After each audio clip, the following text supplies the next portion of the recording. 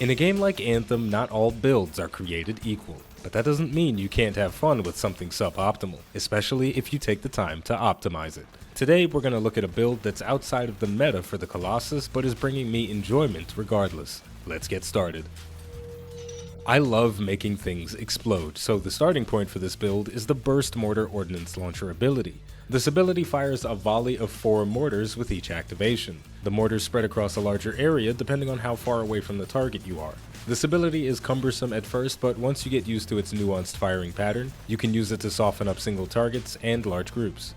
Now, since our ordnance launcher is dealing blast damage and I want to base my entire build around blowing things up, I'm going to use a blast damage heavy assault launcher ability. There's only one blast damage heavy assault launcher for the Colossus, so the choice is easy. The best defense masterwork is the upgraded siege artillery. Its additional effect restores 35% health when hitting an enemy. The best defense is the best defensive item in the game and will have you surviving situations you have no business being in. With those two abilities locked in, we can turn to our weapons, and since I'm looking for explosions, the choice is simple again: grenade launchers. I showed off the Sentinel's Vengeance grenade launcher in the previous video, but in this build it's significantly more valuable to us. On a small hit streak, it applies the acid effect in a small area. The acid effect causes targets to take increased damage, so in addition to debuffing, it's priming, which allows us to combo without the assistance of a teammate. Grenade launchers also deal blast damage, so our entire loadout is dealing a unified damage type. This will make our component selection a bit easier. First, the Masterwork Emblem of Destruction. This increases our blast damage by 15% and multi-kills of 5 or more with our ultimate grant an additional shot. We're also using the Explosive Expert component for an additional 15% blast damage. Next, I must consider the type of playstyle I want, and because of the way Burst Mortar fires and the extra sustain provided by Best Defense, I want to be deep in the action. Grand Entrance increases the duration of support abilities by 50% and creates an explosion at the point of impact when performing a hard landing. A hard landing occurs when you fall from a certain height or perform a jumping melee attack. This increase in support duration pairs well with Battle Cry and Shield Pulse, but since we're looking to be deep in the action, Shield Pulse is a better choice. It reduces incoming damage by 33% for 10 seconds, and with Grand Entrance, that duration is increased. For our last components, Demolition Tribute increases shield damage while sprinting by 300%, and melee kills restore 20% health. Special Arms Ammo is increasing our grenade launcher damage by 30%, and finally Catalytic Overdrive increases our combo damage by 50%, and the additional effect, Detonating a Combo, increases ability damage by 40% for 20 seconds. We've got a lot of very strong components working with our abilities and weapons, so although this loadout can be easily argued as suboptimal, its performance should be pretty good, but you don't have to take my word for it because we're going to head out into the field and test it out. Well, you know what? Why don't we start here by dealing with these brutes, and we can show off the rotation of the build with these nice chunky enemies. We start off by applying the acid effect, go in for a melee and detonation. Now we have increased damage on our abilities, so we can start using the best defense and our mortars. That is, if there's anything left alive. And everything, all of our abilities are going to do increased damage. Then, as soon as we run out of abilities, we go back in for the prime, melee to detonate, and start it all over again.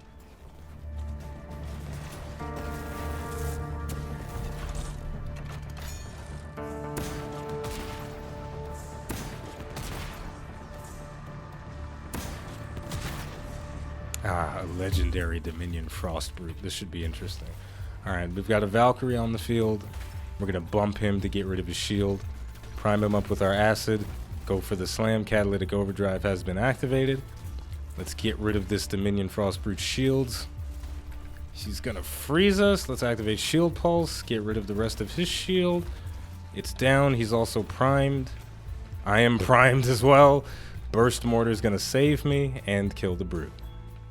That got a little tense there for a second, but best defense proven incredibly valuable. We've got a big grouping of dogs. Prime them with the grenade launcher. Go in for the slam for the finish. Another Frost Brute on the field. This one is not legendary, so it'll be significantly easier for us to take out. Catalytic Overdrive buffing our Burst Mortar and our best defense, so they're going to deal a hell of a lot of damage. Again, this dog is getting ridiculous. It's like humping my leg and it's freezing me, and it needs to stop. So again, Burst Mortar is not going to be super effective against small enemies, so just regular Dominion foot soldiers, even to a certain degree, Scar Scrappers and Scar Destroyers. The Burst Mortar is not going to be great against them, but against a big, thick, meaty target like the Dominion Storm Brute, the bulk of the volley is going to hit him, especially if we're close up. Alright, for the second part of the contract, we have to eliminate some targeted Scar. We've got a Hunter, a Legendary Hunter, and a Legendary Enforcer, as well as a bunch of Elite Enforcers roaming around. So this is going to be a bit more difficult, so we're going to have to utilize all of our abilities to make this work. So I'll start things off by using Shield Pulse. Get those guys knocked down, prime them up, go in for the slam. We've got Catalytic Overdrive active. This guy got primed as well, so we'll go in and slam him. Now we can start using our abilities. I think I can reapply the acid on him one more time, get another slam on him. We're getting a nice wombo combo on this guy.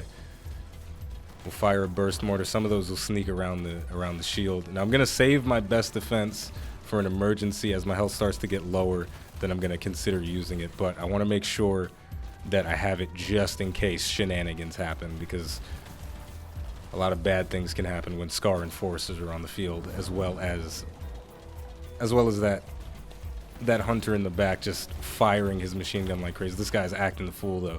Screw it. I'll use it. Alright. So we dealt with most of that. Now we've got to step back for a minute and just reload our gun. Both of our guns, rather. The grenade launchers have a very long reload speed, so I like to get into cover while I'm trying to reload them. We've got some Scar Scrappers on the field. Let's get them primed up, going for the slam. Now our abilities are buffed because of Catalytic Overdrive, but that won't matter if I'm hitting this guy's big old shield. So let's try and get behind him, fire a nice volley, get a couple of good hits, fire that Burst Mortar. Because I'm not taking too much damage, so I can be a little bit more liberal about using the best defense in there. Getting some nice hits on the Enforcer. He's getting staggered a little bit from all the damage we're causing. That guy needs to get knocked down. I'm going to fly straight into the Hunter to knock him down. Let's activate the ultimate to clear out the rest of the enemies.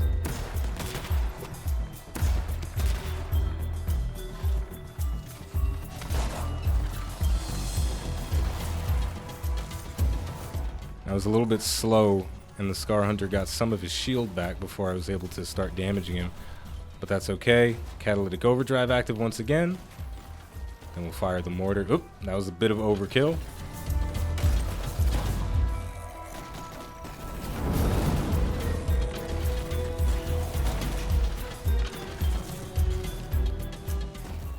Alright, for the final section of this contract, we have to locate and kill a Dominion spy. This is a very difficult contract section to do. It's going to really put this build through its paces. Got Dominion spawning in already, a very large group of them. Let's try and get some of them primed, fire off that best defense, and get a ridiculously massive combo straight away. I nearly eliminated that elite Valkyrie or Elementalist in that explosion, but he survived. So I'm just gonna ram him with my shield to get him down, shoot him with the best defense for the finish. Got another big group spawning in. Let's activate our shield pulse. Let's try and knock ooh. Those brutes are gonna cause me some problems. Get that acid effect on, go in for the big melee. Finish the other one off with a burst mortar. Got another group of enemies. I've only got 2 shots left, but that is enough to get a prime. There we go. I did miss the mark, but the radius on the grenade is going to help me out there. Picked up an ammo pickup. Ooh, stop it. Shield pulse. Picked up an ammo pickup, so that reloaded my guns a little bit. Ammo pickups are very valuable when you're using grenade launchers. It allows you to stay in the fight a little bit longer than normal without having to go through that very lengthy reload animation. So far, though, we're doing a pretty good job. I am going to step back into cover for just a moment so I can get one of my grenade launchers topped off, and then we'll get right back into the action. Let's get him primed up. Catalytic Overdrive is running. Now we start using our abilities. Let's try not to get frozen again. That's going to be very, very bad. Best defense, keeping us alive in a situation we shouldn't be alive. Let's activate our ultimate because this is getting a bit too hairy even for the healing capabilities of the best defense. Oh, I got an extra shot. I didn't realize I got a kill on 5 enemies right there. So that's nice. Let's eliminate this elite storm brute. Whew. Really pushing it to the limits here. And there it is. The Fury just spawned. I'm going to pull back because I don't want to deal with the Fury first. I want to deal with some of the side bitches first. So let's fly in, knock some of these guys over. Go ahead and reactivate catalytic overdrive and survey the battlefield a little bit. God, I don't even know what's going on right now. There's just so much. All right, we do have our ultimate. The Fury seems like it wants to get in on the action, but I don't want to deal with the Fury just yet. I want to deal with this Valkyrie over here because he is just being annoying, sending his little pew-pews at me. And now the Fury is doing the same. And I'm going to retreat for just a moment because I need to reload. I need to have a full volley of grenades ready to burst down the shield on the Valkyrie. So we'll pop shield pulse, and now we're going to challenge it. Bam, bam, bam, bam, bam, bam, bam, bam, bam. Switch to the other grenade launcher and do the same thing. His shield is almost down. We can start firing our volleys. Unfortunately, we're not going to get a prime because we ran out of grenades. Now we've got to retreat again, and we're seeing in full effect the weaknesses of the build coming into play. It's all about burst damage, and if we can't eliminate shields within our burst window, then we have to pull back and reload. This is where a team would come into play. Our teammates could help us eliminate shields, you know, with the focus fire. So let's do it again. Switch to the second grenade launcher. This time we are going to get a prime, so we can go in big damage from the detonation, and there we go. Now we just have to deal with a couple of flying boys, and we can deal with them no problem just by ramming into them with our shield. Get the prime, detonation, goodbye. So something you really got to consider when you're using a build like this is, what are the weaknesses and are they worth dealing with? And for me, they are worth dealing with because the effectiveness of the build isn't limited too severely, right? So I do have a limit on how much damage I can do before having to reload, but the damage I do before having to reload is pretty good. The ability to burst down a single target or multiple targets because of the combo property of the Colossus, it feels amazing.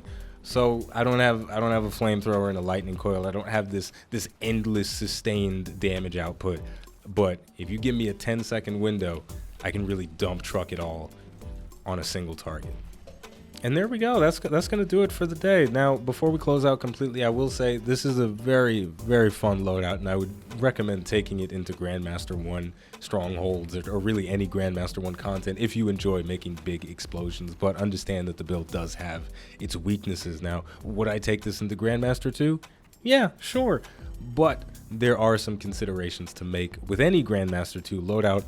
What do the inscriptions look like on your gear? And the main reason I didn't do a Grandmaster 2 contract is because the inscriptions that I have on my gear pieces and my weapons are not up to a level that I feel comfortable with the damage output in Grandmaster 2. But Grandmaster 1 is kicking ass and taking names and then blowing the names up. It feels really good.